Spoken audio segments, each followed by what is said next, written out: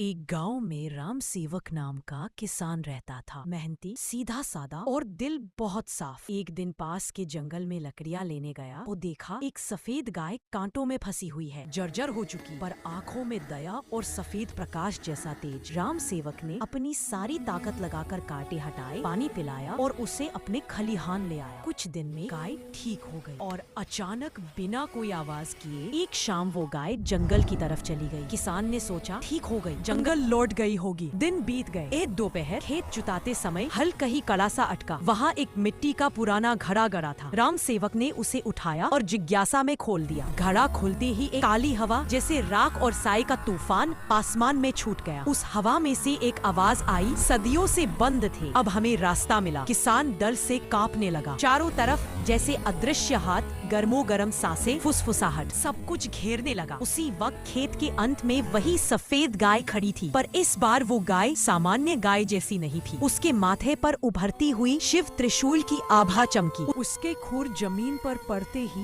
पूरा खेत जलती हुई ज्वाला जैसा चमक उठा। काली हवा, काले साए, घड़े से छूटे सभी भूत उस रोशनी को देखकर चीखने लगे। सफेद गाय आगे बढ़ी 3 कदम और सारा अंधेरा यूं गायब जैसे कभी था ही नहीं। राम सेवक वही जमीन पर बैठ गया, आंखें भर आई, डर से भी और हैरानी से भी। गाय उसके सामने आई, आंखें जैसे बोल रही हो, आभार कभी व्यर्थ नहीं जाता। और उसके कानों में किसी अनसुनी गूंज जैसी आवाज आई, मैं नंदी हूँ। उस क्षण किसान समझ गया, जिसने वो गाय बचाई थी वो कोई साधारण पशु नहीं था, वो भगवान शिव की कृपा का जीता जागता रूप था। गाय फिर मुड़ी और उसी शांति से जंगल की ओर चली गई। राम सेवक बहुत देर तक वही बैठा, बस एक ही बात सोचता रहा, कभी किसी छोटे से जीव की मदद करो। कौन जानता है वो नंदी ही क्यों न निकले।